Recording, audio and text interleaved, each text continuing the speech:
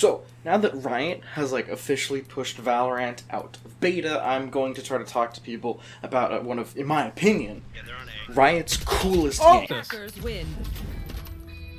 Hell yeah, guys, we tried. Legends of Runeterra. Hell yeah. For those who don't know, because Valorant has kind of stolen the scene, Legends of Runeterra is a fairly new card game made by Riot that came out January 24th, 2020. What simpler times it was. A lot of people have been comparing this game to Hearthstone. Not only does Legends of Runeterra have different gameplay, in my opinion, based on their new return system, but it's also better. So, reason one for why it's better, it has Braum in it. That's it. That's the only reason. That's the only reason it needs. Braum is the best fictional character in video game history, or maybe just all of history. Time will tell that I am correct on this matter. Now, words are fun. I'm gonna explain how to play this game, because I'm going to make my parents watch this. So, I'm gonna have to try to make it be really, really simple. So, couple different regions. I didn't write down the number.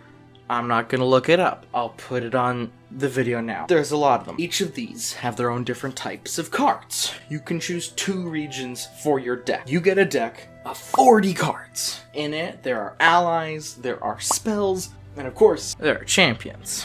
If you've ever played League of Legends, the champions are just the characters from those. In case you're wondering why they're so much better and have more chat energy, that's why. It's because Riot likes them more. Because those champions are their favorite and so much cooler and better and hip. You can only have a maximum of 6 in your deck. That being said, there is no minimum, but doing that is just so stupid. Then you can't have any Braum. Now, to clarify a bit more broadly about what those types of cards can do, there are 3 main types of magic cards: Burst, Slow, and Fast. Burst means it happens immediately.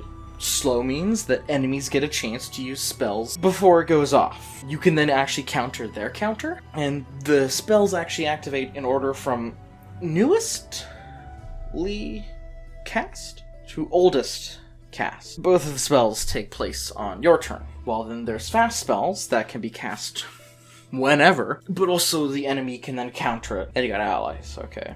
Allies have specialties. You see, they got their attack, they got their health, and they got their cost. Everything had their cost. I should have said that sooner. I'm new. A specialty is something they'll say on it, which means they got a special little thing. You can have Challenger, Regeneration, Fearsome, Quick Attack, Elusive, Overwhelm, Tough, Barrier, Can't Block. That thing's kinda obvious. Ephemeral, Attune, Last Breath, Plunder, Lifesteal, Rally. I don't know what this one's called, because, I haven't Googled things, because I'm bad at this, but, it just activates whenever you cast spells. That's the symbol. I think this one's called Play. Whenever you play it, it has it in the thing. Then you got stuff that happens every time you attack. Start of your turn. First time you play them. Last time you play them. Then there's, Allegiance, which is a thing that I only just now noticed. Well, I lost the game. I didn't record that footage, though. Yeah, there's actually quite a few more than the ones I just listed, and I'm not gonna list more because I'm lazy. We'll get into that more later.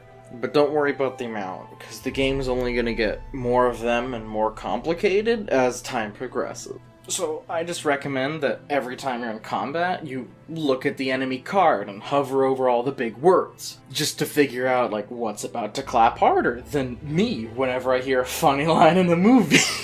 That's the dumbest thing I've ever thought of. Now, the last main dealio has to do with champions. And no, I'm not gonna go through what all of them can do, because each and every one of them are different. Each champion has a special requirement to level up. Before the level up, they normally have a few specialties, and after level up, they do something real unique. They're all good. In fact, they're all so good that when the game starts, you can see who you're up against. You know? Champion-wise. As well as at any point throughout the game, you can right-click and hover over their deck to see who their champions are, how they work, and how much leveling up they've done. How the actual game works. You load in, you have an opponent, each of you have a deck. You draw an amount of cards. You each start off with 1 mana. Every type of card costs mana. Did I say that? I don't know. Edit this out if I did.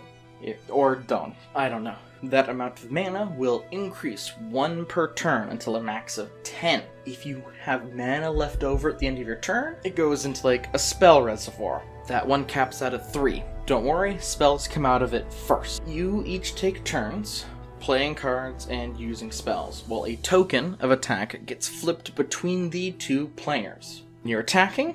If you choose to attack, you take any characters you've activated and put them on the battlefield. The opponent can then choose to block whichever ones they'd like with people they have. You can also both cast spells throughout the stage. Any champion not blocked, as well as having other conditions, simply hit the Nexus.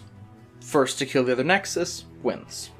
I actually used to think I was like okay to mediocre at this game, because I thought I was in silver. Now, it turns out I was actually in iron?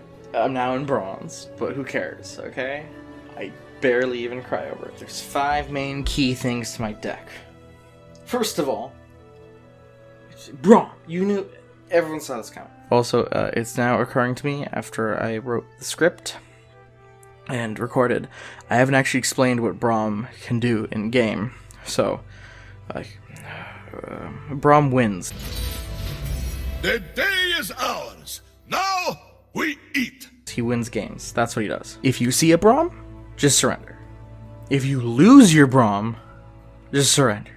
Okay, that's what his card does. That's all you need to know. Secondly, I put every single Poro I could into this deck. They're great, okay? Poros come in all shapes and sizes, a bunch of different specialties, but they're all cute. That's the reason why I do it. Who cares about the rest? Very scary. Third reason? I don't actually care if you are tired of this joke yet, because this needs to be stressed. Braum is legitimately amazing, and honestly, I'm still mad that when the Carp crew ranked hotness, they gave him only an A. Now, I want this noted, in our ranking, he was S tier, because the Carp crew is cowards. Fourth is the Poro herder. He's okay. I sacrifice him a lot, and his main purpose is to bring in more Poros. The fifth, the final, and the finally part to my build, the Heart of the Fluffed. What this one does is when you play it, it adds all of your Poros together. Takes like their health and attack, adds it up, and almost, like, most importantly, all the different types of Poros. So, you can get one that has like 5 different things. Now, it should also be noted that your deck is only 40 cards. So, it's pretty hard to get certain cards reliably if you're going for something really, really niche. Like I am, because I'm dumb. So, I also threw in some more of like more magic-based allies, which worked pretty decently with my kit already, because I had so many Poro stacks in there. My personal favorite ones to add in are the Mushroom Peddler and Heimerdinger. Oh, Heimerdinger. Now, he did not rank as high on our hotness tier list. Is this a perfect game? No. I hate stun-based builds with Yasuo. I hate Judgment. I've lost too many times. I hate just like all of Anivia too. She keeps just wave clearing me and all my minions. This game is garbage. Of course we are still friends. Think of Braum. I'm good. And also, this game's good. It's certainly not perfect. There's Braum in it, so it's better than Teamfight Tactics and Valorant. My point is, Braum. See? Trust Braum.